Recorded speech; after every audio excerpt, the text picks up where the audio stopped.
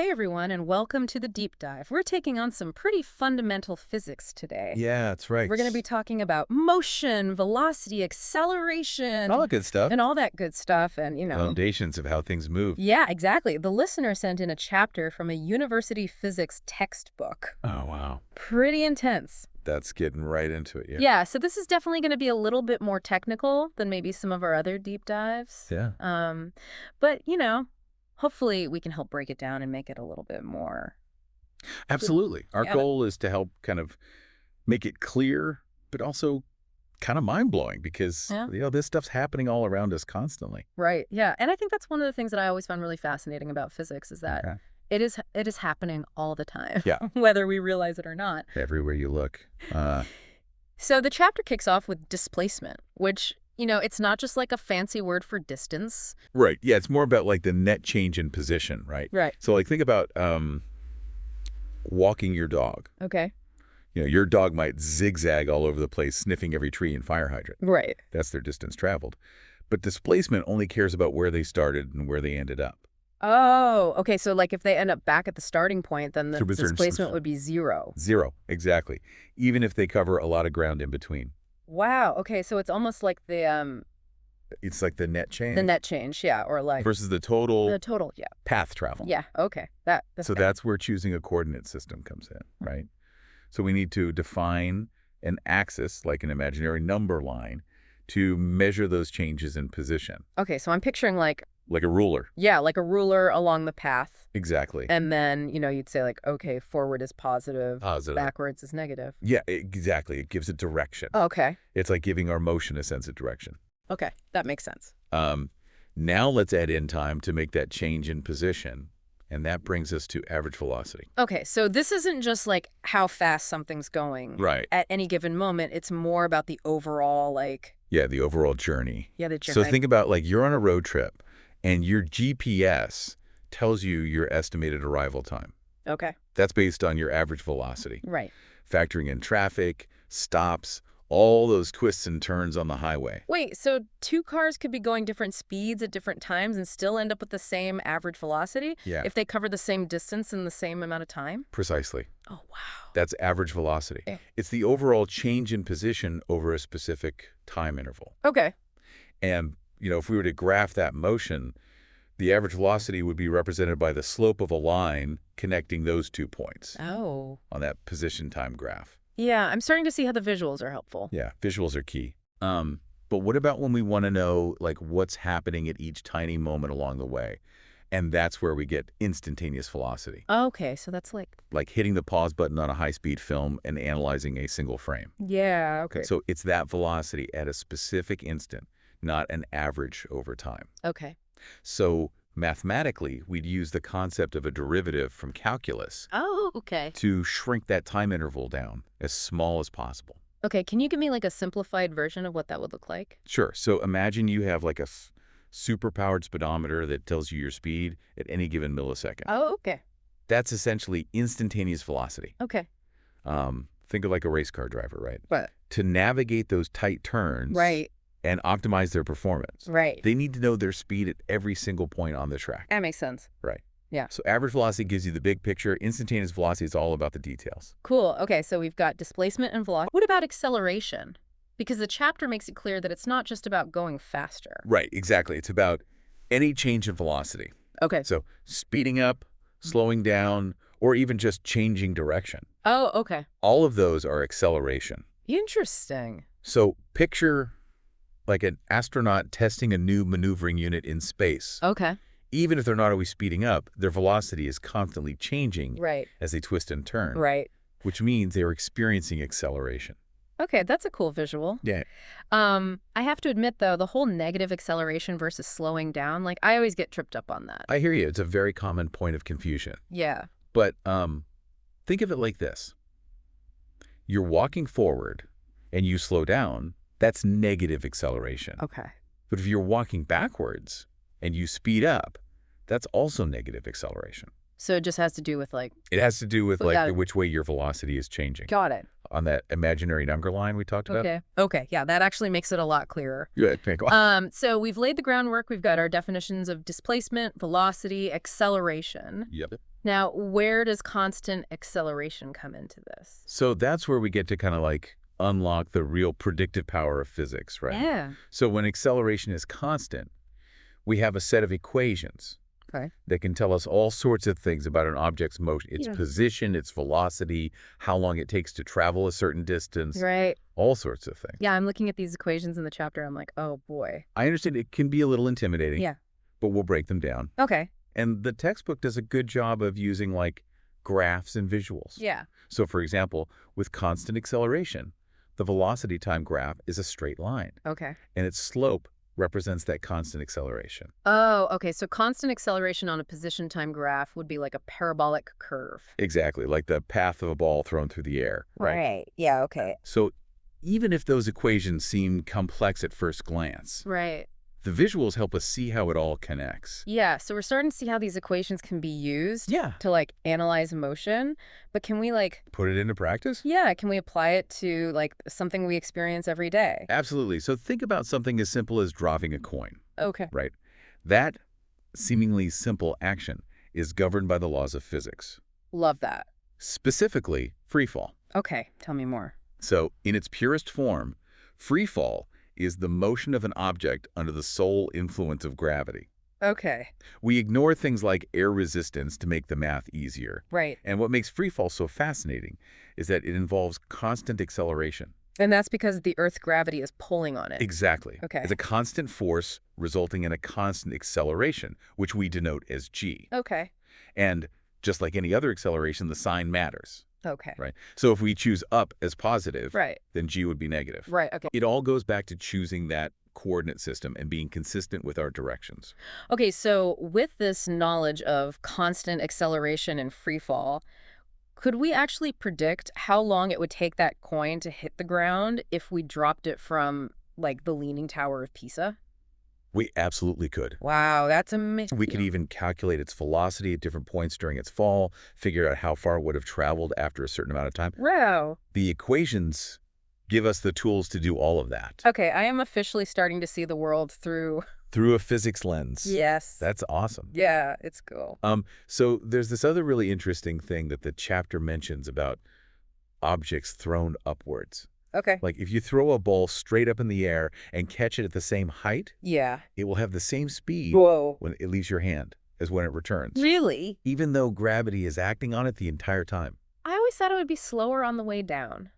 It's one of those things that, you learn in physics that kind of blows your mind a little bit. For sure. But there is one subtle point in this section. Sometimes when using these equations, we can end up with multiple solutions. Right.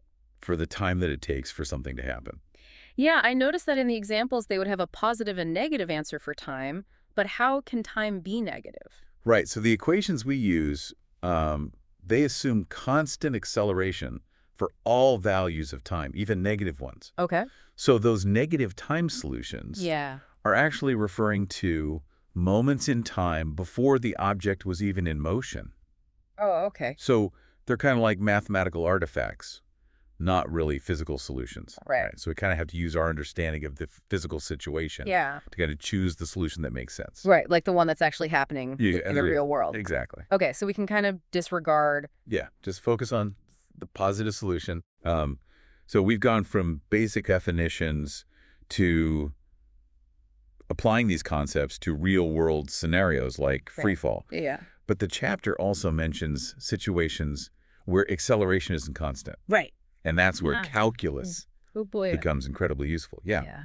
So it gives us the tools to handle those more complex situations where things are speeding up and slowing down in all sorts of ways. Yeah. The chapter gives a taste of how it can be used for those situations. And it talks about the area under a curve on a graph can tell us about changes in velocity, displacement. Exactly. So think of it like this.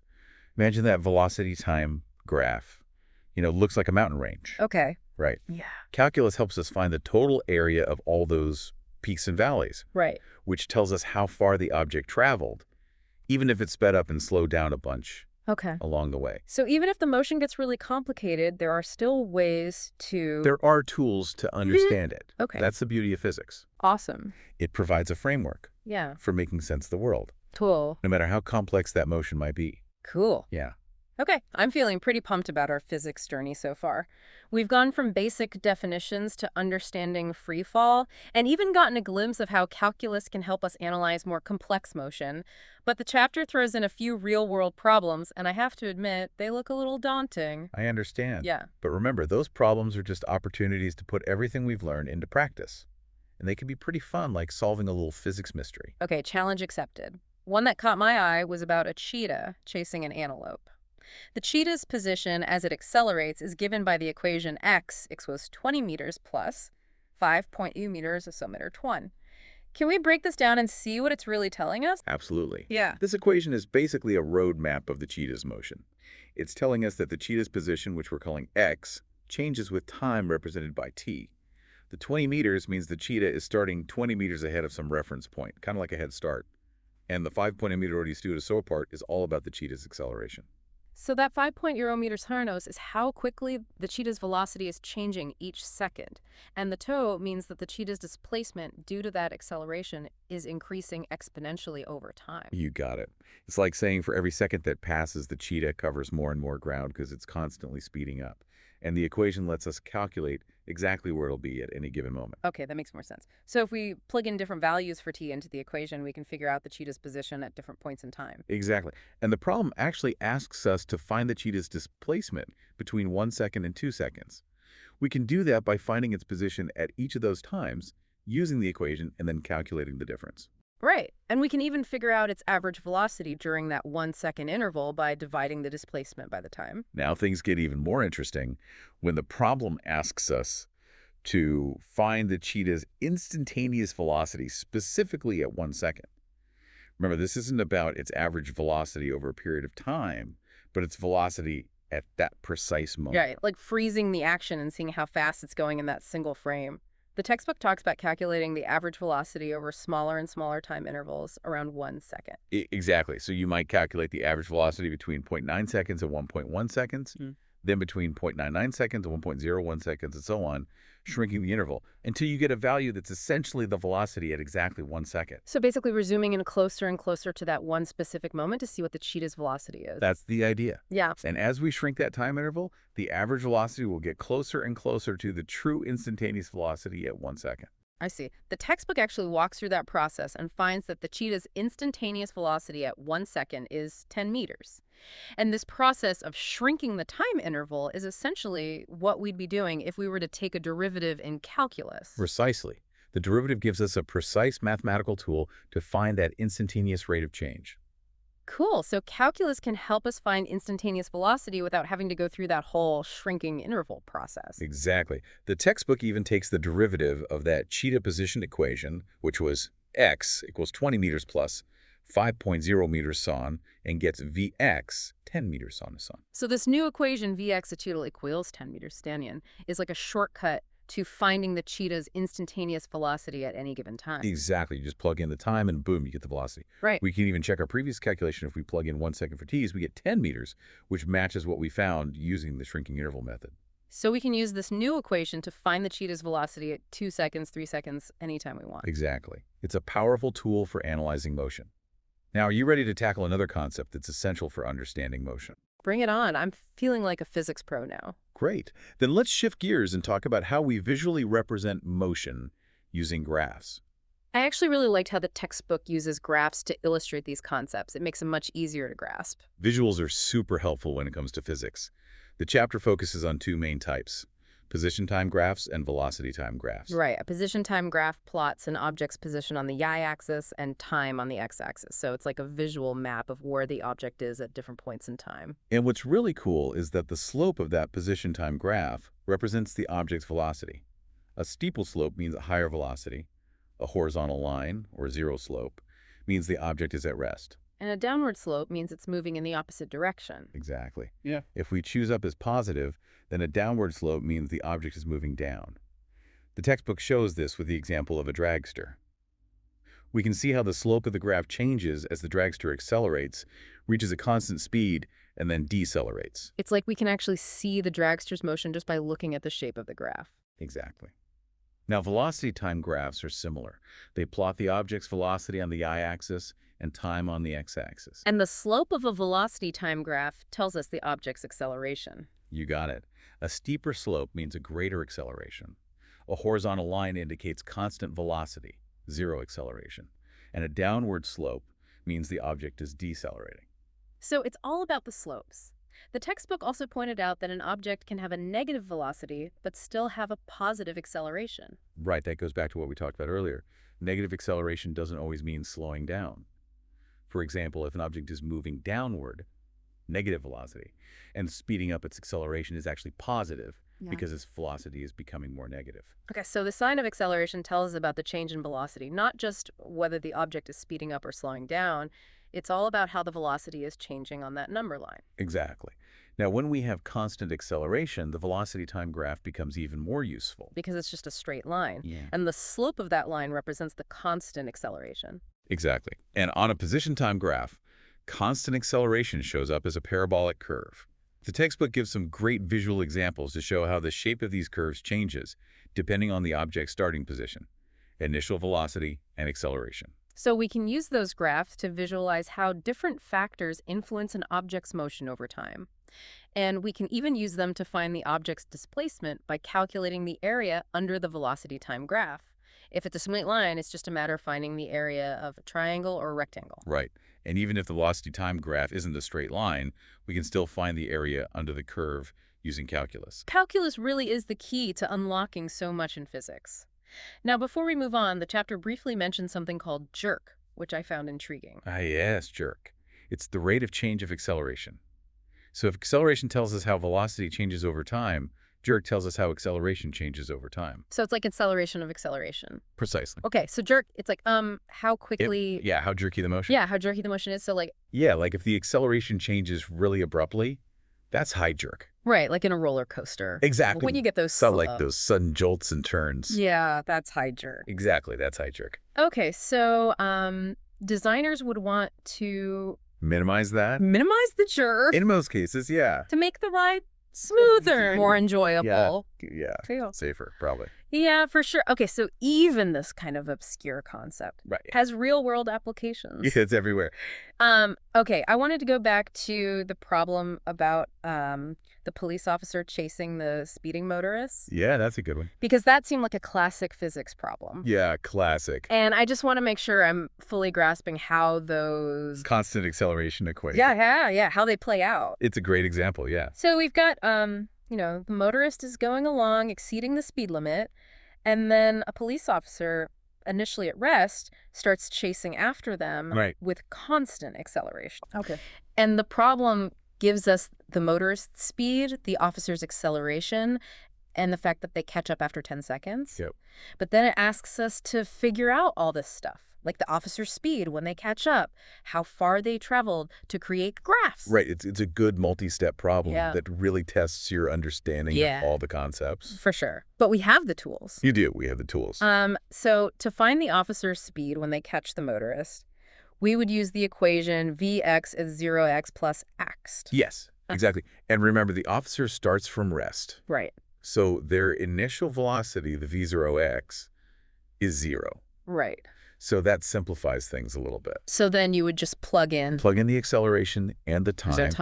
And solve for the Vx, which is their final velocity at that moment. And to figure out the distance they traveled, we would use x0 plus 0xt plus 12xt. Precisely. Okay. And again, we know all those values. Right. We can plug them in. Plug and chug. And calculate that final position. Yeah. We could do that for both the officer and the motorist. Right, to see how far each of them traveled. Exactly. To see where they end up. But since the motorist is traveling at a constant speed, we could just use like... C times time? Yeah. Right? Okay. So there's more than one way to kind of solve these problems. Right. Which is kind of cool. Yeah. Gives you options. So we can find the distance. We already talked about how to calculate the officer's speed. Right. When they catch up to the motorist. When they meet. And that's how we figured out that the officer's final speed was twice the motorist's speed. Right, in this particular scenario. Right, which at first I was like, oh, that's so weird. It seems like a coincidence. Yeah. But the physics explains it. Yeah. Yeah, it's not just a random... Not just a random thing. Yeah. It's a direct result. Okay, so we can calculate distance, velocities. We have an equation to find the velocity at a given height. Yeah. Is there anything else that we can do with all this knowledge? Well, we can make graphs. Oh, yeah, the graphs. Remember we were talking about the position time graphs, the velocity time graphs? Yeah. Super helpful for visualizing motion. Yeah. We can make those for both the police officer and the motorist. Okay, so we could have them, like, side by side. Yeah, side by side, and Gotcha. you'd see kind of like, oh, the officer's graph is going to be a curve. Right. Because they're accelerating. The motorist is going to be a straight line. Right. Because they're at a constant speed. Yeah. And then the point where those two lines intersect Is where they meet. is the moment of truth. Yeah. The capture. And the slopes would represent the velocities? Exactly. So we'd see the officer's velocity increasing and the motorist's staying the same. Exactly. Cool. So it really brings it to life, you know? Yeah. It's one thing to have the numbers, but then to see it visually. To see it visually, yeah. That's cool. It really solidifies it. This has been awesome. This has been a good one. We've gone from basic definitions To applying the equations. to applying equations, interpreting graphs, Yeah, uncovering, like, hidden patterns. absolutely. I feel like I have, like, a whole new appreciation for Chris. It's been fun. Yeah. So, listener, I hope you've enjoyed the journey into the physics of motion. Keep those physics muscles flexing. Yeah. Keep flexing. Look around you. See if you can apply these concepts that we talked about. Physics is everywhere. Physics is everywhere. It's not just equations and graphs. Yeah. It's about understanding the universe. Yeah. Yeah. Cool. Thanks for joining us. Thanks for listening.